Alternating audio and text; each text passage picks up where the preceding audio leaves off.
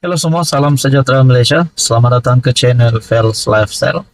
Kembali lagi bersama admin dengan satu lagi isu hangat hari ini. Sudah pasti rasuah berleluasa di mana-mana. Kita dapat melihat SPRM semakin giat, semakin agresif melakukan kerjaan mereka. Penangkapan, penahanan, sindiket tumpas, jerung besar ditangkap, ikan bilis ditangkap, dan banyak lagi. Namun saudara-saudara, ini satu lagi isu hangat.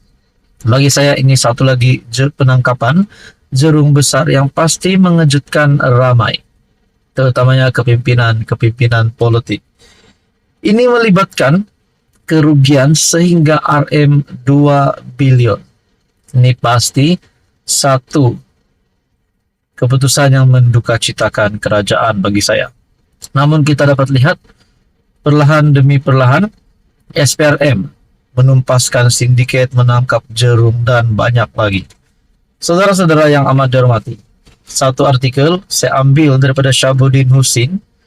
Dahsyat betul 34 penguat kuasa kastam di KLIA. Dahsyat betul 34 penguatkuasa kastam di KLIA lindungi penyeludupan sehingga negara kerugian RM 2 bilion ditahan SPRM.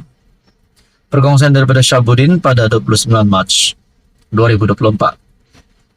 SPRM mendedahkan jumlah ketirisan akibat kegiatan sindiket penyeludupan membabitkan beberapa anggota jabatan kastam di Raja Malaysia di kargo lapangan terbang antarabangsa Kuala Lumpur KLIA Sepang mencecah RM 2 bilion bagi tempoh 3 tahun lepas.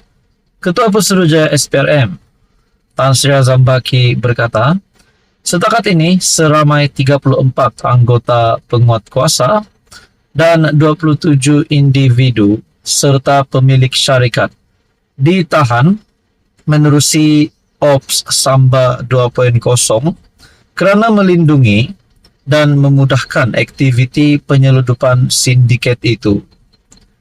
Beliau berkata, anggota dan pegawai penguatkuasa berusia 30 hingga 50 ditahan selepas dipercayai menerima wang rasuah lebih RM 4,7 juta daripada sindiket rasuah lebih RM 4,7 juta daripada sindiket bagi memudahkan kegiatan penyeludupan tembakau kunyah, rokok, arak, produk kesihatan dan alat ganti kenderaan.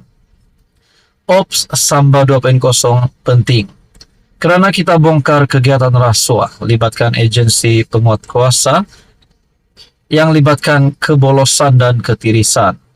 Perkara ini dijangka berlaku begitu lama. Ia dikesan sejak 2017 baru-baru ini, sehingga baru-baru ini.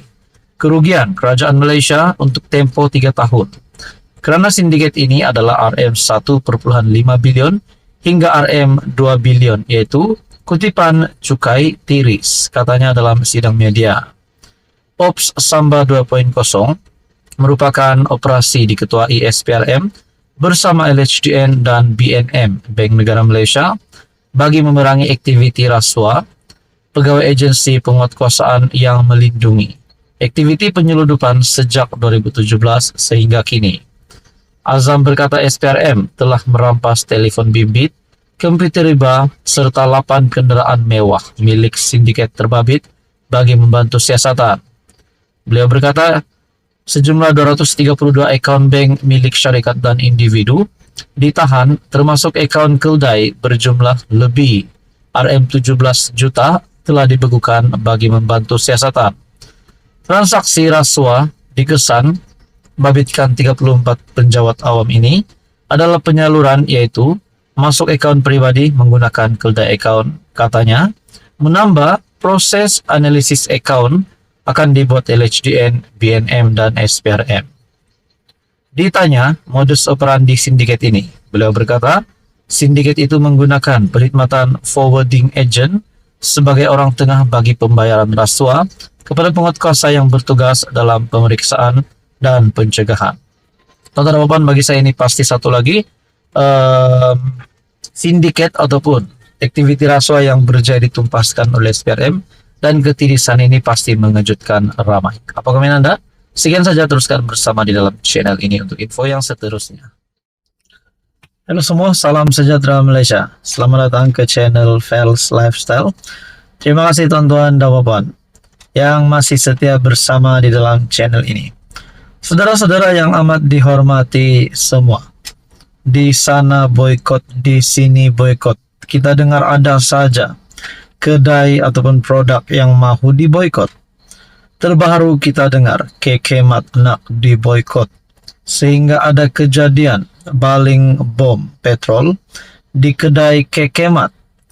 Nah, teman-teman, ada satu lagi bagi saya keputusan ataupun satu lagi berita yang pasti mengejutkan ramai, mengejutkan kepimpinan politik di Malaysia, mengejutkan Anwar Ibrahim, mengejutkan Mahathir, dan semualah pemimpin politik di Malaysia, di mana saya mendapat maklumat nama Petronas pula nak diboykot. Wah, apa hal Petronas tiba-tiba nak diboykot pula?